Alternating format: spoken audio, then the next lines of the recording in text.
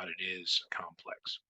I don't know. Do you agree or disagree? Do you think that life is more complex and difficult because of the cost of living now?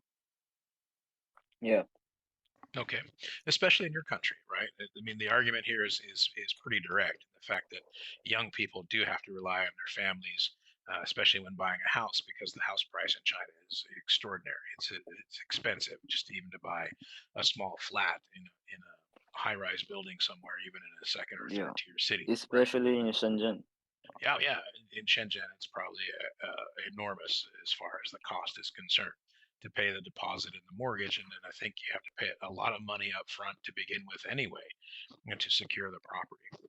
The second argument here is they say that people are more ambitious these days, and so that's part of that sort of competition that comes in. You mentioned earlier that your family would prefer that you were more outgoing and sort of maybe more ambitious in this case because of that competition factor, I would say.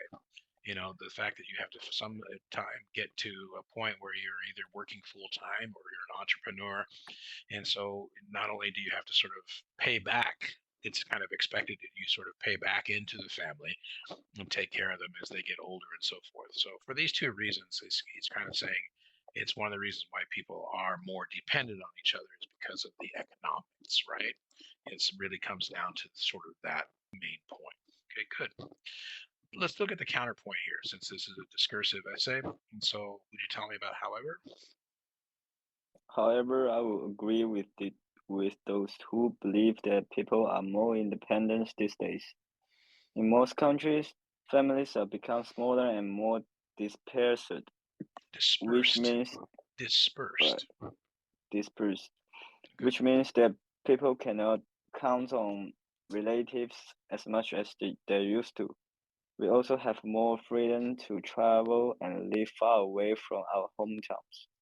For example, many students choose to study abroad instead of going to their local university, and this experience makes them more independent as they learn to live alone. Another factor in this growing independence is technology, which allows us to work alone and from any part of the world. In Okay. And conclusions, hold on before we get to conclusion. Let's uh, analyze this argument, this counter argument, a little bit. So again, they've made it fairly balanced in the first part of the discursive essay here. They gave us two reasons why we are dependent. Now they gave us two reasons why we are independent, right? And essentially, the main argument here is that we just have more freedom to sort of travel far away from home than we had in the past. And again, as we sort of looked at the compare and contrast, like I said, 100 years ago, people sort of grew up and sort of lived in the same place their entire lifetime. It's only sort of later as we sort of begin to form, societies and move forward, especially as economic opportunities increase in cities and so on, the push and pull factors of cities drawing people into the city for opportunity, whether it's education, infrastructure, job opportunities, and so forth. In this case, it definitely sort of splits up maybe parts of the family unit that remained in the rural areas or the countryside. And I would have to say that reading this or having you read it definitely would say probably this is someone that is from your country in this case because it has sort of those little sort of subtle pieces or clues related to like the idea of coming from your hometown and things like that, which tend to be still pretty primary in your culture. The other factor, of course, is the technology, and they didn't really tell us a lot about that. They just basically just one line there. They said another factor is the growing independence is technology, which allows us to work alone from any part of the world. Well, hello, here I am. I'm in another part of the world working with you, thanks to technology. Right? We're using 10 cents to have this class right now, so that's beneficial for yeah. both of us. And I think you're at school. It sounds like you're in the dormitory, so there we are. Okay, the conclusion then. In conclusion, while there are some reasons to believe that people now depend on each other more, my own view is that we are more independent than ever. Okay. And so again, I think this is probably situational and begin again because it's an IELTS task two type model. It's not very sort of deep. It's fairly superficial, fairly general. It's just sort of going through the format of presenting sort of a discursive essay, one side versus the other side. But again, it's important to frame this before you dive into it and say, okay, kind of what's my opinion in this case? Analyze sort of what you are bringing to the idea. Take a look at it. So, after reading this, what do you think? Do you still sort of agree or disagree with one or both of these points? You can draw me those smiley face. Thank you, George. I think maybe I would still agree with this. Well, there's 2 points here. And so do you feel dependent or independent in this case? Independent. Okay. You feel independent enough to become a professional esport gamer in Counter-Strike? I hope so. Well, then you'd be really independent if that's the case, right? But I don't think your parents Yeah. are going to agree to that. So we'll have to figure out some other way to get you to that point. Yeah, again, this is situational. I mean, technology definitely has allowed us to be sort of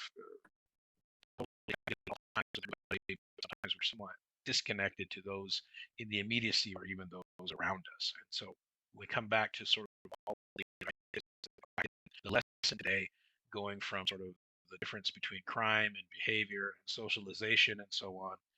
We have to sort of wonder in this case how they sort of all fit together. And so again, it's important basically to take, you're pretty talented. You can actually draw better with a mouse than I can. We have to sort of take all these points together and think about how do they fit in, right? How do we use them for our own benefit? So let's take a look at that.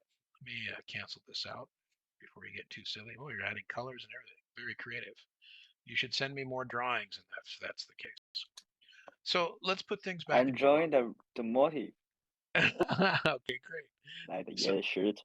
yeah, thanks. I appreciate that. See, I'm trying to grow my beard out, so don't forget the beard this time. Usually I have the mustache and the goatee, but now I'm getting the beard this time. I think I'll try a beard this winter. Won't promise you. It gets a little bit itchy, and I Yeah. don't like it so much. But looking on camera here, and especially now that I've lost so much weight, it seems sort of interesting to me. Okay, so let's just try to summarize a little bit today. I Let's want talk. to have a beard. It's really cool. It's hard to do, I think, genetically for you. Um, it's not very common, as you know. Yeah. Yeah, and that's part of the DNA, unfortunately. But maybe technology will change that somehow. Maybe they'll have something you can put on your face or take some kind of pill that help you to grow hair. If you can come up with that, then you'll make $10 billion easily. Okay, so let's just summarize. Give me 3 things that you took away from today's lesson. Like independent oh, like the let me think. Okay. And also think about it this way. We always have a tendency to sort of remember the last thing first. But actually, let's try to put this in order. Let's go back to kind of where we started and then sort of in the middle and then to the end here. And the end is still Yeah. fresh in our mind. So you'll have to Like the struggle a little bit. So crime. yeah, we started with looking at crime and behavior, right? Okay. And so we Yeah. had some comments about crime. We had some vocabulary about crime. We know that's a topic that comes up in IELTS quite often. And so we want to have at least some of the language and stuff to deal with that. So you have definitely a couple of cards related to possible prompts, and definitely you have some of the topic points there as well. So I'd say if you spend time with that, then you should be able to sort of formulate that. We also did what? We sort of drew it out on the whiteboard. We sort of analyzed your argument, and we put in some ideas and sort of extended that language as well. Okay, so that's one thing we did. How about the second thing? And synapse. Say that again. Synapse. So we did talk about synapses. You're right. We talked about the function of what happens in the mind, right? We started with the idea that if we do something repeatedly for 400 times, we can form a synapse. But the key is if we turn it into play, how many times does it take? Do you remember? Yeah. Like four. Is it like 400? Well, 400 is the norm, right? Is the average. So if you're doing something you don't really like, it would take you about 400 times to form that synapse. But if it's something that you like and you're playing, because remember we sort of started with your adventures with 20 times. 10 to 20 times. Yeah, it's remarkably what a Yeah. huge difference that is if you are turning it into a game. Now, how they measure this or how they monitor this, we didn't have enough information for that, and so we could be skeptical of that number or that figure. It seems to be from a fairly good source, and so I'm willing to accept that idea, especially since we talked about sort of your success, playing Counter Strike or other esports. Like why you have a talent for that. And I said to you, well, because you are learning the skills while you are playing. And while you're playing, you're forming those synapses, those highways in your mind for transferring of information, idea, thought, and so forth. Continue to build and get thicker and thicker and stronger. And so you're building a neural network that's sort of surrounded by playing Counter Strike. And so that's why it's easy for you to sort of look at the field and delineate or understand what's happening in front of you and sort of react in the way that you should in order to progress through the levels or progress through the game. And I would say the same thing would happen if you treated other aspects of your life that you want to sort of deal with. I'm always telling students, turn your study of IELTS into a game, turn it into gamification, break it down into objectives. Think about how do you beat the boss, right?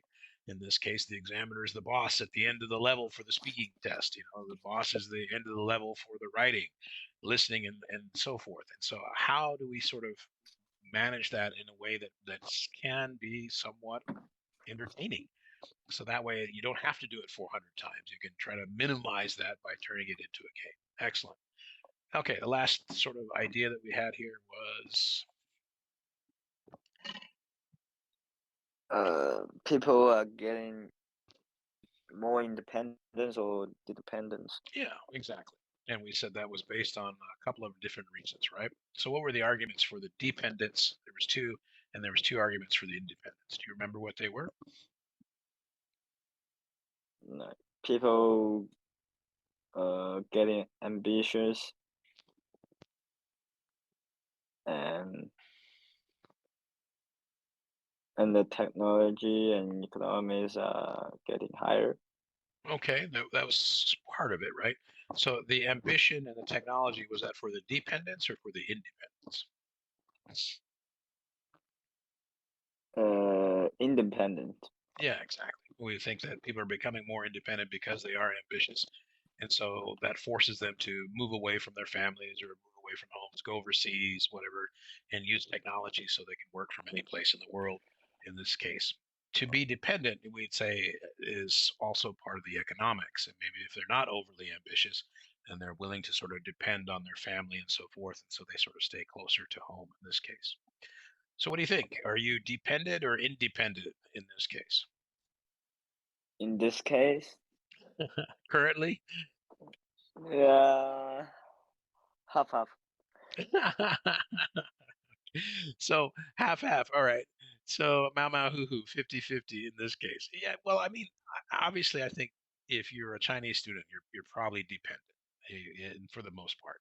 Yeah. Once you get older, obviously, I think once you get to middle school and you get around your peer group and you start going to high school, I mean, you start forming independent ideas.